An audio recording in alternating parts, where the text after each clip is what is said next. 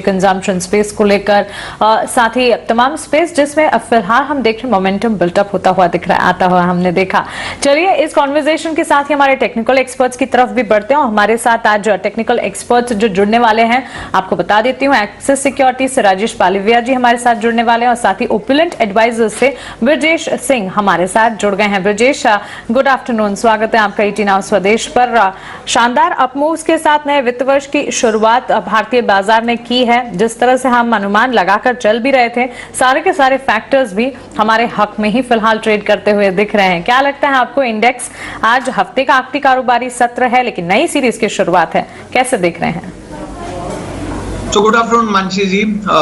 Overall trend की बात करें तो निफ्टी तो ऑलरेडी पहले से ही पॉजिटिव था जब से उसने 200 दिन के सिंपल मूविंग एवरेज के ऊपर ट्रेड करना चालू किया, और आज 200 दिन के सिंपल मूविंग एवरेज के ऊपर बैंक निफ्टी ने भी सपोर्ट किया। जैसे आपने कहा कि आज वित्त वर्ष का पहला दिवस है और कल से नवरात्रि चालू हो रही हैं, तो माता रानी की कृपा रही तो इस बार मेरी ऐसी ईश्वर से प्रार्थना है कि कोरोना फैक्टर पहले खत्म हो और जो कमी थी मार्केट में इस समय और तेजी से मार्केट बढ़े और सबको फायदा हो।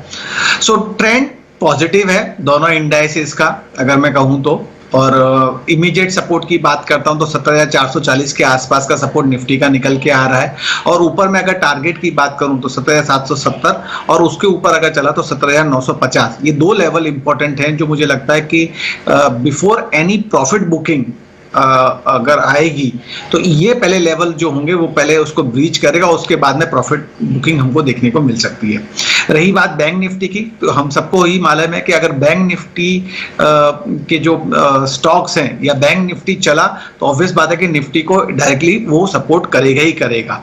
तो आज बैंक निफ्टी इंपॉर्टेंट है कि बैंक निफ्टी आज 200 दिन के सिंपल मूविंग के एवरेज के ऊपर चल रहा है, और अगर इसके ऊपर सस्टेन कर गया साइकोलॉजिकल एक्चुअली 36,728 के आसपास का उसका 200 दिन का सिंपल मूविंग एवरेज है, लेकिन मैं प्रिसाइजली 37,000 लेके चल रहा हूं कि अगर 37,000 के ऊपर अगर ये रुका और सस्टेन रहा तो एक रैली और आपको देखने को मिलेगी जो कि लगभग आपको 37,700 और उसके ऊपर सस्टेन हुआ तो आपको 38,500 तक के भी लेवल बैंक निफ्टी दिखा सकती है। तो ओवरऑल दोनों इंडेक्स ही पॉजिटिव है। मेरी ऐसी सलाह है ट्रेड कीजिए, लेकिन स्टॉप लॉस जरूर लगा के चलिए, चाहे आप मॉनिटरी टर्म में लगा के चले या परसेंटेज में लगा के चले, ट्रेंड दोनों मजबूत है। So, दोनों इंडाइसेस पॉजिटिव यहाँ पर नजर आ रहे हैं। ट्रेड तो हमने सोचा नहीं था इतना अच्छा धुआंधार एक्शन और शुरुआत बहुत अच्छी नए वित्त वर्ष की होती हुई दिख रही है। ट्रेड जरूर कीजिए ब्रजेश जी की राय, लेकिन स्टॉप लॉसेस जरूर मेंटेन कीजिएगा। ओके ब्रजेश, आपके स्टॉक स्पेसिफिक रिकमेंडेशन फिर कौन से होंगे ये भी बताइए। तो मासी जी दो स्टॉक्स हैं और दोनों की अवधि 1 से 2 दिन और 2 से 4 दिन की है मैक्सिमम। तो पहला जो स्टॉक्स रहेगा बाई साइड में महिंद्रा एंड महिंद्रा का रहेगा। ओवरऑल ट्रेंड मजबूत है इस काउंटर का, ILOs फॉर्मेशन देखने को मिले हैं, ऑक्सीलेटर फ्रंट से और वो simple 250 day simple moving average के ऊपर ट्रेड कर रहा है, 822 के आसपास में ट्रेड कर रहा है। तो मेरा ऐसा मानना है कि आपकी मौजूदा स्तर पे आप बाई करके चलें, स्टॉप लॉस 802 का लगा के चलें, और टारगेट जो ऊपर में रहेंगे वो 848 850 के रहेंगे। टाइम फ्रेम हमारा 1 से 2 दिन का रहेगा। और जो दूसरी कॉल है बाई साइड में वो हमारी है वो एक्सिस बैंक से है। ऑलमोस्ट एक ट्रेंड लाइन ब्रेकआउट देखने को मिला है, ट्रेंड पॉजिटिव है इसमें, ऑक्सीलेटर फ्रंट से भी बाई साइड निकल के आ रहा है, वॉल्यूम भी इसका सपोर्ट कर रहे हैं इसमें। इस समय स्टॉक लगभग 679 के भाव पे मैंने बाई कॉल दिया था, इस समय 679 का भाव है, इस समय 772 का भाव चल रहा है। तो मौजूदा सर यह ऑन एन एवरेज 770 के आसपास में अगर मिलता है तो बाई करके चलिए। स्टॉप लॉस जो रहेगा वो 748 का रहेगा और जो टारगेट रहेगा वो 805 का रहेगा। टाइम फ्रेम 2 से 4 दिन का रहेगा।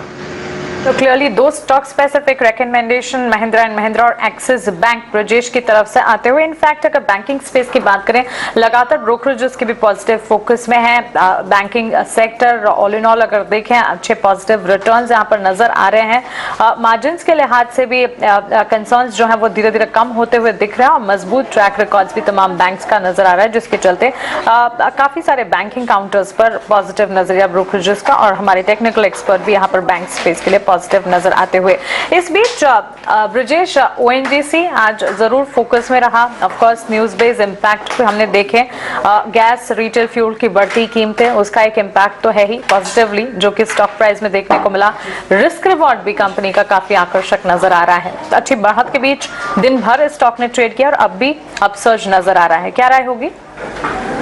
तो मानसी जी, अगर आप देखिए कि स्टॉक्स पहले ही अप ट्रेंड में है, higher of higher bottom formation के बेसिस पे रख के स्टॉक अपवर्ड ही ट्रेंड में चल रहा है। एक उसने 135 138 के आसपास में एक बेस बनाया था, वहां से एक रैली ली, लगभग 165 168 के आसपास में गया, फिर वहां से बाद में उसमें थोड़ा एक माइल्ड प्रॉफिट बुकिंग देखने को मिली, 155 157 के आसपास में एक बेस फॉर्मेशन बनाया, फिर दोबारा एक रैली देखने को मिली है।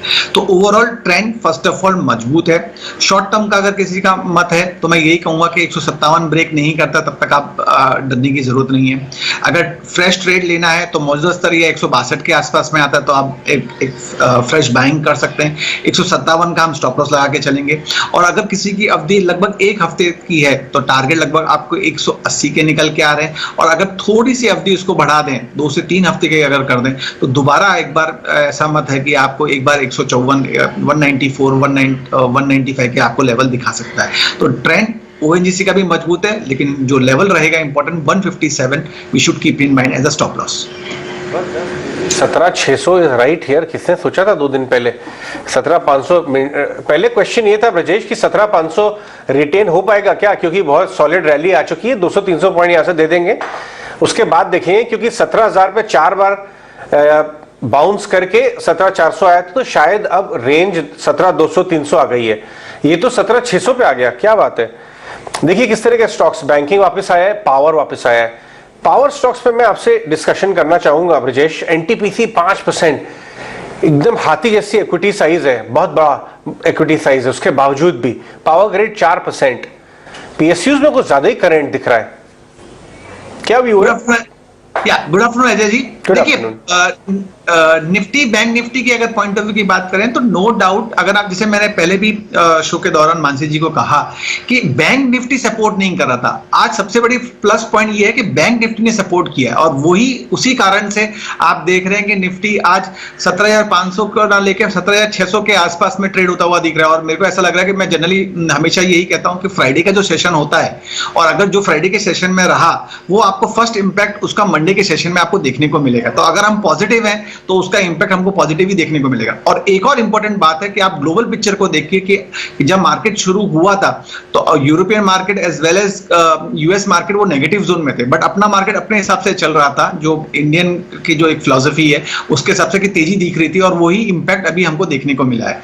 रहा प्रश्न आपका एनटीपीसी पे और पावर ग्रिड पे, तो नो डाउट दोनों ही स्टॉक्स इस समय तेजी में है। और जिस समय अगर आपने जो कहा कि एनटीपीसी इस समय जो चाल दिखा रहा है वो एक हाथी की चाल दिखा रहा है, झूमता हुआ ऊपर की तरफ जा रहा है। और मेरा ऐसा मत है कि अगर किसी का 1 महीने से 2 महीने का व्यू है तो definitely it should be there in your portfolio. थोड़ी देर पहले ही मैं किसी और बिजनेस चैनल पे था और मेरा भी ये था कि एक और स्टॉक निकाल रखा था, अगर पाइपलाइन पे अगर वो पूछते तो मैं एनटीपीसी ही देता। तो मैं एक सिंपल सा ये कहूंगा, एक ट्रेंड लाइन ब्रेकआउट है, वॉल्यूम ब्रेकआउट है, और 50 डे और 200 डेज ईएमए के ऊपर ये ट्रेड कर रहा है, 141 के आसपास में ट्रेड कर रहा है, 127 का स्टॉप लॉस, 158 का टारगेट। विजेश, मैं आपका पोर्टफोलियो स्टांस समझ गया, आप भरपूर लॉन्ग है और आपने खूब माल ले रखा है, तभी देखिए क्या हंसी आई है भाई वाह, क्योंकि ये शब्द कोई और इस्तेमाल कर नहीं सकता कि ये झूमता हुआ जा रहा है आगे। कोई ऐसा ही बंदा, झूम बराबर झूम की याद आ गई। जब जो पोर्टफोलियो में लॉन्ग है वही एंजॉय कर सकता है, इतने बड़े बड़े मूव्स लग रहा है। राजेश जी भी मुस्कुरा रहे हैं मंद मंद, क्योंकि कुछ लॉन्ग तो उनके भी खड़े हैं। क्यों राजेश, गुड आफ्टरनून। आज तो आप हमारे स्टूडियो से मुस्कुराइए कि आप हमारे लखनऊ में कहावत है, मुस्कुराइए आप लखनऊ में, तो आप मुस्कुराइए 89 के स्टूडियो से हमें ज्वाइन कर रहे हैं। बिल्कुल। Good afternoon Ajay ji, good afternoon everyone. सो बिल्कुल देखिए, मार्केट में जिस तरीके का मूड है तो मुस्कुराहट तो बनती है, और जिस तरीके की financial year, new financial year के फर्स्ट डे जिस तरीके की तेज़ी बनी है, तो ये तो एक नेचुरल एक खुशी ज़रूर है। सबके पोर्टफोलियो में एक अच्छा ग्रीन टिक आज देखने को मिल रहा है, तो हमें लगता है ये मोमेंटम तो कंटिन्यू रहना चाहिए, क्योंकि जिस तरीके से एक कंसोलिडेशन हुआ है पिछले कुछ दिनों में, एक रेंज में मार्केट रहा है एक रैली के बाद, और अब जो ब्रेकआउट मिला है 17,500 के ऊपर हम ट्रेड कर रहे हैं, तो ये हमें लगता है कि ये मोमेंटम और यहाँ से एक्सटेंड होते हुए दिख सकता है। 17,800 18,000 तक के एक्सपेक्टेशन है, और हमने भी हमारे क्लाइंट्स को लॉन्ग साइड के ही ट्रेड इनिशिएट किए हैं और होल्ड करने की सलाह है। अब हम यहाँ से नेक्स्ट टारगेट जो एक्सपेक्ट कर रहे हैं निफ्टी में 17,800 18,000 तक की तेज़ी हम लगे, क्योंकि जिस तरीके का रोल ओवर हुआ है अजय जी, वो क्लियरली दिखाता है कि काफ़ी निफ्टी और बैंक निफ्टी में जिस तरीके के एडिशन देखने को मिले थे इस रोल ओवर में, पिछले 3 महीने से एक म्यूटेड रोल ओवर हो रहा था, लेकिन इस सीरीज़ में काफ़ी एग्रेसिव रोल ओवर हुआ था, तो कहीं ना कहीं इंडिकेशन था कि अब ये तेज़ी एक्सटेंड होगी। तो 17,800 तक की हम इमीडिएट तेज़ी यहाँ से एक्सपेक्ट कर रहे हैं, मार्केट में कंटिन्यूटी में देखने को मिल सकती है। बिल्कुल। ये एक मैं आपसे कॉल्स, ये तो आपकी मार्केट पे कॉल हो गई, स्टॉक कॉल्स अभी हम डिस्कस करेंगे, मानसी आपसे डिस्कस करेंगी, बट आप दोनों से मैं M&M पे एक कॉल लेना चाहूंगा, क्योंकि जो न्यूज आ रही है वो ये है कि M&M की जो एक सब्सिडरी है जो बहुत ज्यादा कंट्रीब्यूट नहीं कर पाई किसी रीजन से, और इनके मैनेजमेंट ने भी इंडिकेट किया था कि हम सेल आउट कर देंगे, सैंगयोंग मोटर्स, वो एक दूसरी पार्टी उसे खरीदने पर विचार कर रही है। ऐसा हो जाता है तो कैपिटल एलोकेशन काफी इंप्रूव हो जाएगा M&M का, और मैनेजमेंट ने इंडिकेशन भी किया है उसका। 2% ऊपर है M&M अब। ये ट्रांजैक्शन पॉजिटिव होगा जैसे भी होगा आगे चलते हुए। इसको चार्ट्स पे हम अभी तो सिर्फ एक एजेंसी हवाले से खबर आ रही है, लेकिन हम चार्ट्स पे इसको टेस्ट करते हैं। राजेश और ब्रजेश आपका कॉल भी था, मेरे प्रोड्यूसर ने बताया। आप चार्ट से बताइए क्या टारगेट है, और फिर राजेश से भी लेंगे M&M पे। तो अजय जी, जैसे शॉर्ट टर्म के लिहाज से मैं कहूँ 1 से 2 दिन के लिहाज से मैं लेके चला था, और मेरा मत है कि अगर 802 ब्रेक नहीं करता है तो आपको 848 850 के लेवल M&M में देखने को मिल सकते हैं। अगर technical front point of view से बोलूं तो ये एक lower top lower bottom formation में ट्रेड करा था, लेकिन एक ट्रेंड लाइन ब्रेकआउट देखने को मिला है, और आज वॉल्यूम के संग में भी ये थोड़ा ऊपर की तरफ ही इंडिकेट कर रहा है। तो मेरा ऐसा मत है कि अगर जो न्यूज आप बता रहे हैं अगर वो न्यूज पॉजिटिव रही तो हो सकता है कि शायद आने वाले सत्र में ये आपको 880 और उसके ऊपर चला तो 920 तक के भी लेवल दिखा सकता है, लेकिन मैं कंजर्वेटिव टारगेट लेके चल रहा हूं 848 से 850। 1 से 2 दिन के लिहाज से स्टॉप लॉस हमारा 802 का रहेगा। ओके, तो क्लियरली ये राय बनती हुई महिंद्रा एंड महिंद्रा पर। Rajesh ji, M&M of course और साथ ही स्टॉक स्पेसिफिक आपके रिकमेंडेशन, और सबसे पहले delighted to have you in our studios and happy Gudi Padwa to you. और नए वित्त वर्ष की शुरुआत हो रही है, शुभकामनाएं यही कि आपका ये वित्त वर्ष बेहद अच्छा और बेहतरीन रहे। बताएं। क्या, थैंक यू फॉर योर विशेष। या बिल्कुल, तो 18 नाउ स्वदेश के सभी दर्शकों को भी गुड़ी पड़वा की अग्रिम बधाइयाँ और शुभकामनाएं। तो देखिए M&M का सेटअप देखें तो जिस तरीके से स्टॉक अब 50 डे 100 डे मूविंग एवरेज के ऊपर सस्टेन कर रहा है, तो ये क्लियरली दिखाता है कि जो एक वीकनेस थी अब वो कहीं ना कहीं रिकवर होते हुए दिख रही है। अब जिस तरीके के सेटअप बने, आज अगर हम डेटा भी देखें तो करीब 6% के आसपास के ओपन इंटरेस्ट ऐड होते हुए दिख रहे हैं, और आज के सेशन में स्टॉक ने जो इसका कॉल राइटर्स का बैरियर था 820 पे जो बना था सीरीज की शुरुआत में, उसको भी सरपास करके अब ये ट्रेड कर रहा है। हमें लगता है कि जिस तरीके की रिकवरी बनी और जो डेटा ने आज कॉल ऑप्शन का बैरियर भी क्रॉस किया है, ये कंटिन्यूटी रहेगी। शॉर्ट टर्म में इमीडिएट टारगेट हमें लगता है 860 से लेकर 880 तक के इसमें टारगेट यहाँ से आते हुए दिख सकते हैं। तो जिनके पास भी पोजीशन या करंट लेवल पे बाय कर रहे हैं तो पोजीशन को होल्ड रखें, 805 का स्टॉप लॉस रखें, टारगेट होंगे 860 880 तक के। स्टॉक स्पेसिफिक बात करें तो देखिए आज बैंकिंग फाइनेंशियल का बोलबाला है। जिस तरीके से बैंक निफ्टी ने आज मूव दिया है सीरीज के पहले दिन, हमें लगता है कि यहाँ पे फाइनेंशियल स्टॉक्स को बिल्कुल फोकस में रखना चाहिए, और उसमें हमें HDFC लिमिटेड का सेटअप काफ़ी अट्रैक्टिव लग रहा है। काफ़ी बड़े करेक्शन के बाद स्टॉक ने काफ़ी समय लोअर साइड पे बिताने के बाद अब जो रिकवरी का ट्रेड यहाँ पे पूरे HDFC समूह में बनते हुए दिख रहा है, तो हमें लगता है कि HDFC लिमिटेड को यहाँ से बाय करना चाहिए, और इसके टारगेट हम एक्सपेक्ट कर रहे हैं यहाँ से ऑलमोस्ट 2490 तक की अपसाइड हमें लगता है इसमें बिल्कुल कंटिन्यू होते हुए दिखेगी। 2400 का जो बैरियर आज क्रॉस करके स्टॉक ट्रेड कर रहा है, तो यहाँ पे 2395 के स्टॉप लॉस से बाय करें HDFC लिमिटेड। जो दूसरा स्टॉक यहाँ पे अट्रैक्टिव लग रहा है वो ओपन अप थीम पे है। कोविड के सारे रिस्ट्रिक्शन अब धीरे धीरे सारी स्टेट से अब हटते हुए दिखेंगे। उसमें हमें ताज GVK का सेटअप काफ़ी अट्रैक्टिव लग रहा है। कैश सेगमेंट का स्टॉक है हालांकि, लेकिन अगर देखें जिस तरीके के इसमें फॉर्मेशन बने, एक बड़ी रेंज का कंसोलिडेशन का ब्रेकआउट इसमें मंथली वीकली चार्ट पे होते हुए दिख रहा है, और ये दिखाता है कि ये स्टॉक यहाँ से एक अच्छा अपमूव कंटिन्यू करते हुए दिखेगा। 175 से 180 तक के अपसाइड के टारगेट ताज GVK में आते हुए दिख सकते हैं। 155 के स्टॉप लॉस से ये बाय किया जा सकता है। वो तीसरा सेक्टर जो हमें यहाँ से अब अट्रैक्टिव लग रहा है risk to reward point of view से, वो है कैपिटल गुड्स का, और उसमें L&T को हम यहाँ पे बाय करने की सलाह देंगे। L&T का सेटअप देखें तो एक करेक्शन के बाद एक अच्छा कंसोलिडेशन स्टॉक में हुआ, और अब जिस तरीके की बाइंग इंटरेस्ट पूरे सेक्टर में बनते हुए दिख रहा है, तो L&T यहाँ पे एक प्रिफर्ड बेट रहेगी। 1840 1860 के शॉर्ट टर्म ट्रेडिंग टारगेट होंगे। 1765 के स्टॉप लॉस से L&T बाय करने की सलाह रहेगी। तो ये है राजेश जी के पटाखा शेयर्स। लेकिन अजय, मैं और आप तो ट्रैवल प्लान्स बना रहे हैं, आपको पता है राजेश ऑलरेडी ट्रैवल और बढ़िया ट्रैवल करके आए। जरा पूछे इनसे कहाँ घूम रहे थे। राजेश भाई किधर घूम के आए? तो अजय जी बस मैं केरला विजिट करके आया और काफ़ी अच्छा मौसम था और काफ़ी अच्छे वातावरण को वहाँ पे विजिट करके आया हूँ, तो बहुत ही अच्छा रहा टूर। शॉर्ट ट्रिप ही था हालांकि, लेकिन लिस्टेड कंपनी की फ्लाइट ली थी या लिस्टेड होटल में रुके थे? ये कुमारकाम लेक रिसोर्ट में हम रुके थे और बस ताज के बाजू में ही था वो रिसोर्ट। तभी इसलिए स्टॉक ताज चल रहा है के सबसे पहले फोकस में आया। तभी आपका बाय कॉल भी है। एनीवेज, आपसे मैं एक और सेक्टर में बात करना चाहूंगा, वो है real estate. Real estate index 10% एक महीने में चल गई है, 5% तो 2-3 दिन में। लेकिन पहले मानसी से पूछते हैं, बिकॉज मानसी ने डेटा पॉइंट्स को काफी स्टडी किया है, रजिस्ट्रेशन के डेटा पॉइंट भी मल्टी डेकेड हाई पे है। मानसी, क्या चल रहा है? रियल एस्टेट स्पेस में बहुत बढ़िया एक्शन यहाँ पर अजय हम देख रहे हैं। और जो रजिस्ट्रेशन की आप बात बिल्कुल सही कह रहे हैं, यहाँ पर अगर मार्च तिमाही की बात करें, first quarter calendar year 2022, strong हमने registration figures Mumbai real estate में देखे हैं। सिर्फ और सिर्फ 3 महीनों में ही, जनवरी, फरवरी और मार्च, इनफैक्ट मार्च क्वार्टर की अगर बात करें, 16,726 यूनिट्स बिकते हुए दिखे हैं मुंबई रियल एस्टेट मार्केट में, which is the second best in 10 years.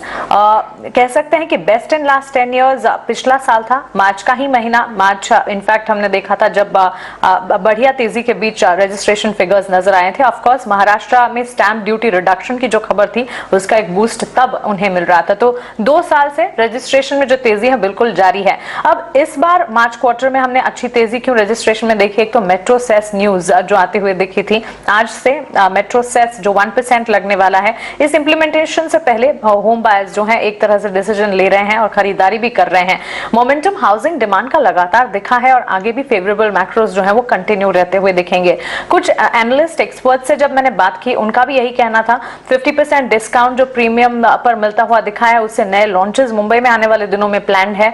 Grade A developers जो हैं वो प्राइसेस बढ़ा सकते हैं और साथ ही गुड़ी पाड़वा और आगे फेस्टिवल सीजन जो आते दिखेंगे, वहां पर अच्छी तेजी यहाँ पर जरूर नजर आएगी। बिल्कुल, और ये सारे रीजन देखिए, इंडिया बुल रियल्टी लो था सर 10-10%, ऑलमोस्ट 7-8% की तरह। गोदरेज प्रॉपर्टी तो खैर पहले ही चल चुका है, इसलिए नहीं चल रहा है। लेकिन दूसरे रियल एस्टेट ओबरॉय को देखिए आप, 5%, अच्छी मूव आ रही है। राजेश, रियल एस्टेट स्टॉक्स पे अगर बेट करना हो तो आपका पसंदीदा स्टॉक कौन सा होगा? मैं ब्रजेश से भी ये पूछूंगा। तो अजय जी देखिए, बिल्कुल ये पूरे सेक्टर में एक अच्छा मोमेंटम बना है और हमें लगता है कि ये सेक्टर में यहाँ से कंटिन्यूटी देखने को मिल सकती है। पिछले दिनों में काफ़ी अच्छा एक्यूमुलेशन पिछली सीरीज़ में देखने को मिला। तो इसमें F&O साइड से मुझे जो सबसे अच्छा स्टॉक लग रहा है वो पहला तो DLF है। एक अच्छे रेंज का कंसोलिडेशन का ब्रेकआउट हुआ है, तो ये स्टॉक को यहाँ पे बिल्कुल शॉर्ट टर्म के हिसाब से बाय करना चाहिए। 415 से 425 तक के अपसाइड के टारगेट हम DLF में एक्सपेक्ट कर रहे हैं। हमने हमारे क्लाइंट्स को भी ये रिकमेंड किया है।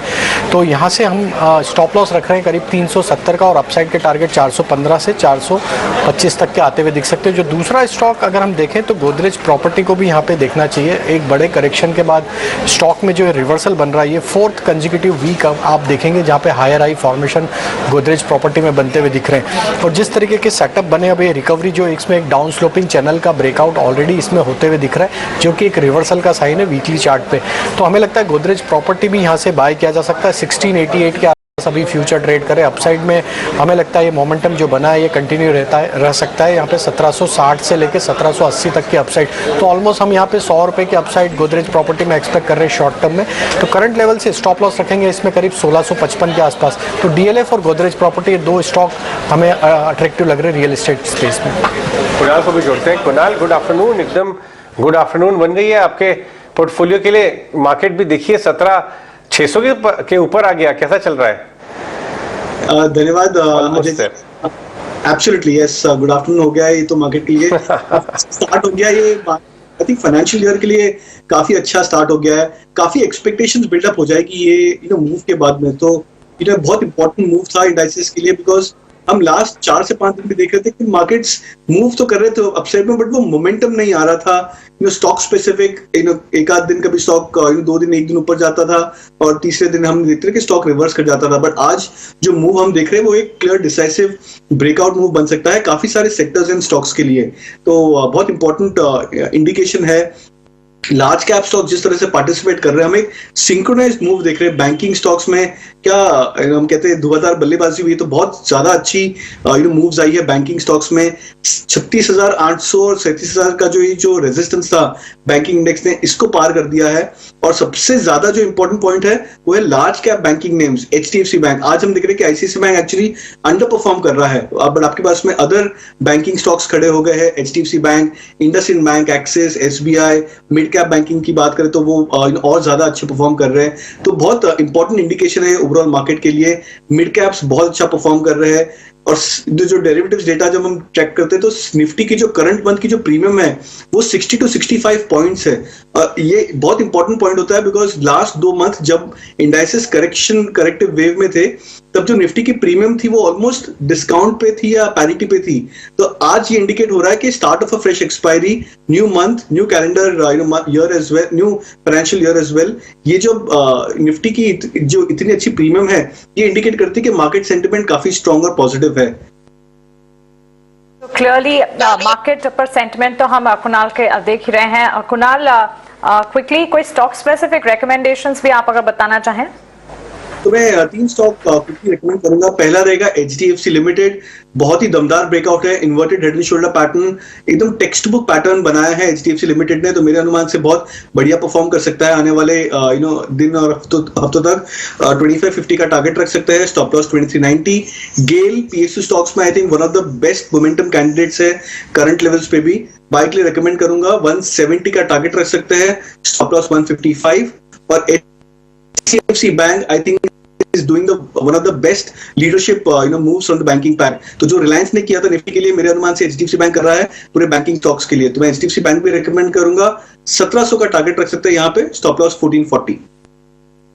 कुणाल, आपकी दमदार कॉल्स हमें बताने के लिए। तो कुणाल की धमाल कॉल सुबह भी आपने जानी और अब भी यहाँ पर। इस बीच टाटा मोटर्स के ऑटो बिक्री के आंकड़े आते हुए Q4 के नंबर्स जो है वो आपके टीवी स्क्रीन पर आप देख रहे हैं। कुल बिक्री जो है 27% की बढ़ोतरी यहाँ पर देखने को मिली है। 2.43 लाख यूनिट्स की टोटल सेल्स यहाँ पर कंपनी ने देखी है। इसमें डोमेस्टिक सेल्स जो है 30% की बढ़ोतरी यहाँ पर हम देख रहे हैं। 86,718 यूनिट्स की डोमेस्टिक सेल्स यहाँ पर घरेलू बिक्री होती हुई दिखी है।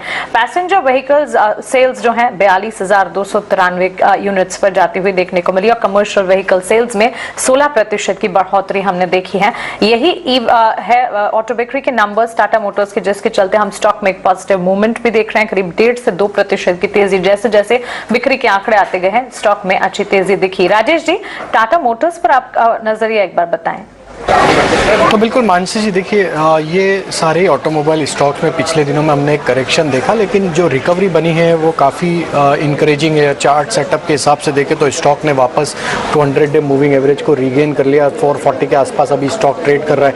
हमें लगता है आज के सेशन में जिस तरीके से स्टॉक में स्ट्रेंथ बनते हुए दिख रही है, लॉन्ग एडिशन होते हुए दिख रहे हैं, ये स्टॉक में मोमेंटम यहाँ से और एक्सटेंड होते हुए दिख सकता है। 465 475 तक की अपसाइड हमें लगता है बिल्कुल इसमें कंटिन्यूटी में देखने को मिल सकती है। तो बाय करने की सलाह रहेगी। 432 का स्टॉप लॉस रखें। जिनके पास ऑलरेडी पोजीशन है वो भी कैरी किया जा सकता है। 475 तक की अपसाइड के टारगेट हमें लगता है शॉर्ट टर्म में बिल्कुल टाटा मोटर में आते हुए दिखेंगे।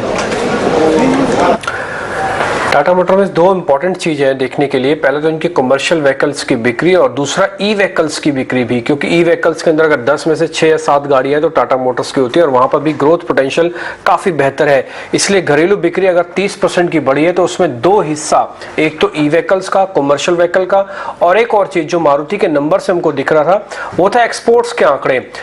2 व्हीलर हो या फिर 4 व्हीलर, उनके एक्सपोर्ट्स के आंकड़े काफी अच्छे चलते हुए दिख रहे हैं। एक बार टाटा मोटर्स का डीवीआर का चार्ट भी आप चेक कर लो राजेश जी। टाटा मोटर्स का डीवीआर भी चेक करो। जी बिल्कुल डिम्पी जी, देखिए ये स्टॉक में भी अगर हम देखें तो डेली सेटअप के हिसाब से एक डाउन स्लोपिंग ट्रेंड लाइन का ब्रेकआउट आज इसमें होते हुए दिख रहा है। आज की क्लोजिंग काफ़ी इंपॉर्टेंट रहेगी। अगर आज ये स्टॉक 212-13 के ऊपर अगर बंद होता है तो एक नियर टर्म चार्ट पे यहाँ पे एक रिवर्सल के साइन बनेंगे और हमें लगता है कि आज 212-13 के ऊपर अगर आज की क्लोजिंग होती तो ये अपमूव एक्सटेंड होते हुए दिख सकता है। और डीवीआर में, टाटा मोटर डीवीआर में नेक्स्ट टारगेट जो बन के आएगा वो आएगा करीब 225 तक का। तो यहाँ पे भी बाय करने की सलाह है। 207 का स्टॉप लॉस रखे, छोटा ही स्टॉप लॉस रखे। अपसाइड के टारगेट 225 तक आते हुए दिख सकते हैं। आज सुबह जब हम अजय और मैं डिस्कस कर रहे थे तो आज एक बात बिल्कुल साफ अजय ने भी बात रखी और हमने वो प्रूव भी किया था डाटा से, वो ये था कि आज बैंकिंग स्टॉक्स बहुत अच्छा चल सकते हैं। और आप जो देखें अजय, आप बैंक निफ्टी 2% ऊपर है और निफ्टी के पास 1% भी नहीं है गेन के लिए। हमने सुबह ही बताया था कि निफ्टी शायद अंडर परफॉर्म करेगा, रिलायंस की तरफ से पार्टिसिपेशन ना आए, बड़े फार्मा स्टॉक्स की तरफ से पार्टिसिपेशन हो सकता है क्योंकि चल चुके थे। अब डेटा ये बता रहा था कि जो बड़ा पैसा है वो राइड कर रहा है बैंक निफ्टी के रिवर्सल के। रिलायंस डेज लो पे है जो कि 14% है इंडेक्स का लगभग, और बैंक निफ्टी डेज हाई पे भी, और बिल्कुल डेज हाई पे है। और एक और चीज भी थी जो सुबह आप नोटिस कर रहे थे, वो था एफआईस का वापस से बाय होना। एफआईस टिपिकली अगर बैंकिंग स्टॉक्स में आएंगे 11 शेयर है, निफ्टी में जाएंगे 50 शेयरों में जाएंगे। तो कल बाय थी और वो बाय होती चली जा रही है। और दूसरा ये स्टॉक्स ऑलरेडी बहुत अरे वाह क्या बात है, हमारे डायरेक्टर साहब भी खूब क्लोजली ट्रैक करते हैं। इंडिया इसका ग्राफ लिया है 19 के नीचे। यस 19 के नीचे बहुत बड़ी बात है ये एक्चुअली। और ये आप देखेंगे सेकंड हाफ में जब बैंक निफ्टी का चार्ट और विक्स का अगर आप कंपेयर करेंगे ना इंट्राडे बेसिस पर, तो आपको क्लियर होगा कि 12 बजे के बाद बैंक निफ्टी ने अपने क्रिटिकल 200 दिन के एवरेज को पार किया और उसके बाद से क्या शानदार 300-400 पॉइंट तो एक ही घंटे में आपको दे दिया। और उसी तरह से विक्स भी आपको टूटता हुआ दिखा। ब्रजेश, बैंकिंग में से किस सौदे को लेके जा सकते हैं? एचडीएफसी पे आपका ज्यादा कन्विक्शन है, थोड़ी देर पहले कुणाल बता रहे थे। सरकारी बैंकों में एसबीआई पे आपका ज्यादा कन्विक्शन है, या फिर एक ऐसा बैंक जो क्लियरली पिक्चर देता है बैंक निफ्टी की, वो है इंडसन। इन तीनों में से किस पे ज्यादा कन्विक्शन है आपका? देखिए, अगर मैं आपके माध्यम से बोलूं कि इंडसन बैंक नो डाउट बहुत दिनों से ये 1000 के ऊपर ट्रेड नहीं हुआ है। इस बार लगता है कि ये 1000 के ऊपर ट्रेड होता हुआ दिखेगा। 968 के आसपास में ट्रेड हो रहा है और अगर स्टॉप लॉस बतौर मैं कहूँ तो आप 930 का लगा के चल सकते हैं, और ऊपर में टारगेट 1020 से लेके 1025 के निकलते हैं इंडसन बैंक में। लेकिन 2-3 शॉर्ट मैं आपको एक बैंक के बारे में बताना चाहूँगा कि जो मुझे अच्छे लग रहे हैं चार्ट पे। अगर हम प्राइवेट सेक्टर बैंक की बात करें तो फेडरल बैंक को आप नज़र रख सकते हैं। अगर आप देखें ओवरऑल जो इस समय तेजी है उसकी डेली चार्ट पे, और जो बुलिश एंगल की कैंडलस्टिक्स फॉर्मेशन हुआ है वो इंडिकेशन कर रहा है कि आने वाले सत्र में आपको एक 52 वीक टॉप दिखता हुआ भी मिले। 101 रुपये 50 पैसे के आसपास में ट्रेड हो रहा है, तो मौजूदा स्तर या कोई डिप में आता है तो आप बाइंग कर सकते हैं। अगर किसी का मत 1 वीक का है टाइम फ्रेम तो आप 96 का स्टॉप लॉस लगा के चलें, और ऊपर में जो टारगेट रहेगा वो लगभग आपका 112-113 का रहेगा। और जो दूसरा बैंक जो मुझे पसंद है वो प्राइवेट सेक्टर की जगह पीएसयू बैंकिंग पसंद है, और जिसमें कि कैनरा बैंक। अगर आप कैनरा बैंक की कैंडलस्टिक्स और वॉल्यूम को कोरिलेशन करके देखें तो मेरा ऐसा मत है कि इसने एक बेस फॉर्मेशन ऑलरेडी बना लिया है 220 का, और अगर शॉर्ट टर्म का व्यू में लेके चलूं तो 220 का ही स्टॉप लॉस लगा के चलें। प्रोबेबिलिटी टारगेट जो ऊपर के रहेंगे वो लगभग 267-268 के रहेंगे। I think if I am not mistaken 272 का उसका 52 वीक हाई भी है। हो सकता है कि शायद एक महीने में ये लेवल जो है वो ब्रेक होते हुए दिखे। और जैसे आपने कहा कि बैंकिंग इंडेक्स में इस समय जो डार्क हॉर्स है वो आप पीएसयू बैंक में जरूर ध्यान रखिए। मुझे लगता है कि अगर बैंकिंग इंडेक्स इस बार चलेगा तो उसमें पीएसयू बैंकिंग शायद आउट परफॉर्म कर सकते हैं। क्लियरली यहाँ पर बैंकिंग स्पेस में हमारे टेक्निकल एक्सपर्ट्स भी बुलिश हैं, आउट परफॉर्म करता हुआ दिख सकता है। कैनरा बैंक जैसे स्टॉक्स करीब 5% की तेजी दिखा रहे हैं। आइए चलिए एक्सपर्ट्स की जब बैंकिंग पर बात कर रहे हैं, एक कंपनी के मैनेजमेंट ने क्या कुछ कहा वो भी बताते हैं। सिटी बैंक के अधिग्रहण के बाद एक्सिस बैंक के एमडी और सीईओ अमिताभ चौधरी ने हमसे खास बातचीत की और बातचीत में कहा कि सिटी को खरीदने से अच्छे कस्टमर्स और कर्मचारी मिले, जिससे बिजनेस में बेहतर ग्रोथ की पूरी उम्मीद नजर आ रही है। There are a lot of very interesting parts, and each of them kind of adds to strengthens our franchise. So from that perspective, this acquisition made sense. We believe we have paid the right price for it. We believe we have structured a transaction where we have protected our downside to ensure that if there is a customer attrition beyond a point, we are protected. But the reason we have done this deal, and we believe we will be successful, is because we are getting a great set of customers. We're getting a great set of people, 3,600 employees who we really value. And obviously, we are the other parts of the business which make a lot of sense for us. From there on, because Citibank is working off its own technology platform, it will take another, we believe, 18 months to transition every Citi customer onto our platform. Why are we taking so much time? Because we want to be careful. We don't want to do it in a hurry. We want to transition it slowly, gradually, so that the experience of the customer does not change. And obviously, technology transitions do take time. But Axis Bank will be servicing those customers from the LD1 date, which is about 9 months away. Our agreement with Citi and our understanding with Citi is to ensure that these customers do not face any problem whatsoever. And over and above that, they get these additional products, additional benefits, which Axis Bank products can provide to them. So it will take a little bit of time, as we have kind of pointed out in our analyst call and as we have shared with the media. But it is the right thing to do. In our desire to get this very quickly, we don't want to spoil the customer experience. We want to ensure that each and every customer of Citibank stays with Axis and expands their relationship with Axis as we move forward. ये बहुत important है. India VIX crack करती हुई 8.5% 19 levels के below. ये important है traders के लिए. इससे दिखाता है कि रिस्क ले रहे हैं लोग मार्केट में. विक्स क्रैक करिए, बैंक निफ्टी डेज हाई पे, एक्सिस बैंक भी. और कुछ बड़े वॉइसेस आपको सुनवाते हैं. आज साफिर आनंद जो मशहूर HNI इन्वेस्टर हैं और ऐसे तो लॉयर हैं वैसे, उनकी भी हम व्यू सुनवाएंगे. सुबह आए थे वो हमारे पास 9:30 तक, बट एनीवेज हम उनकी व्यू लेके आएंगे. वापस जाते हैं. चलिए, आ गई उनकी वॉइस, वापस आ गई. आइए सुनते हैं.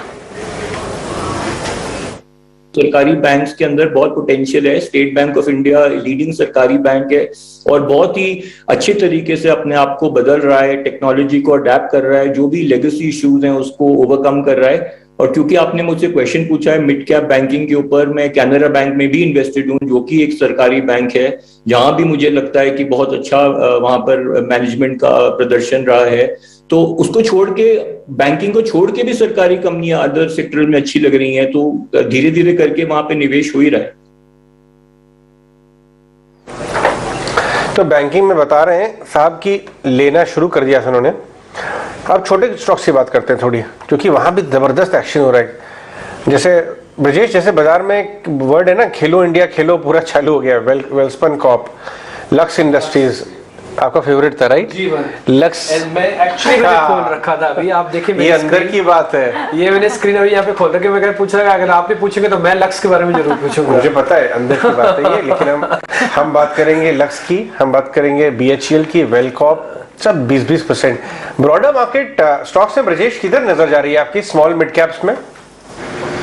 जैसे अभी आपने कहा वेल्सपन अगर कॉर्पोरेशन इसकी अगर हम बात करें तो नो डाउट चार्ट पे बेटर ही लग रहा है, क्योंकि आप देखिए वॉल्यूम ब्रेकआउट सबसे बड़ा इंपॉर्टेंट है. मैं हमेशा कोरिलेट करता हूं, प्राइस अगर बढ़ा है और वॉल्यूम अगर बढ़ा है, that means that indicate that something is been cooking in that stocks and there is a potential कि वो आपको रिवॉर्ड देके जाएगा ही जाएगा.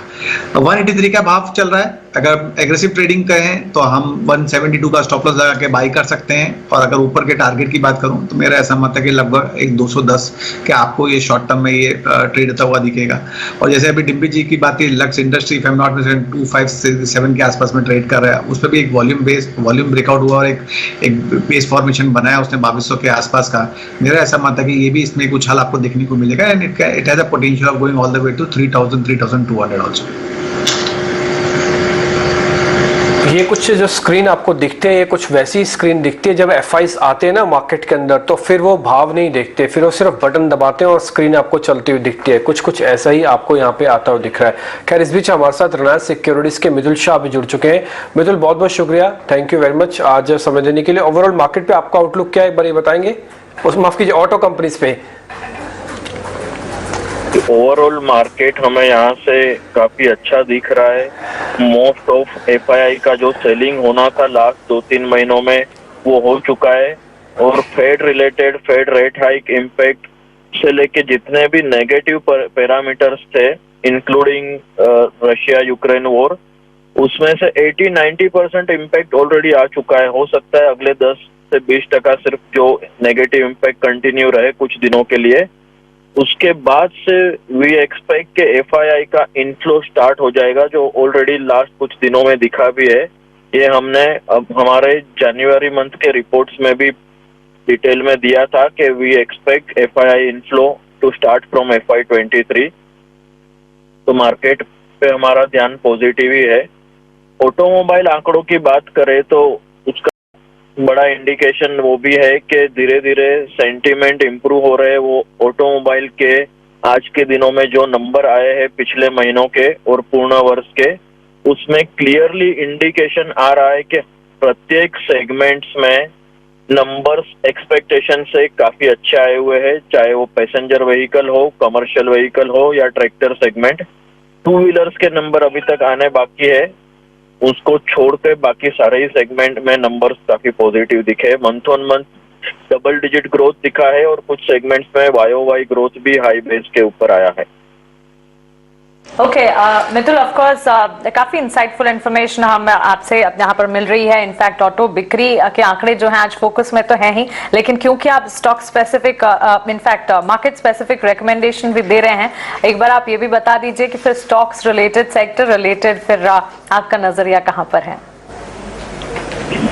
स्टॉक्स की बात करें तो मारुति सुजुकी के नंबर बहुत ही उम्दा आए हैं। मारुति सुजुकी के प्रोडक्शन नंबर को देखते हुए ये ध्यान में आता है कि जैसे ही 20-25 दिनों पहले यूएस ये रशिया यूक्रेन वॉर स्टार्ट हुआ, तभी एक न्यूज फ्लो आया था कि सेमीकंडक्टर इश्यू जो पूरी दुनिया फेस कर रही है, तो ये वॉर के वजह से उसका बेनिफिट इंडिया को हो सकता है कि सारी कंपनियां सेमीकंडक्टर जो रशिया या यूक्रेन में दे रही थी वो कुछ दिनों के लिए या कुछ महीनों के लिए प्रोडक्शन होल्ड होने की वजह से वो डाइवर्ट किया जाएगा इंडिया की तरफ।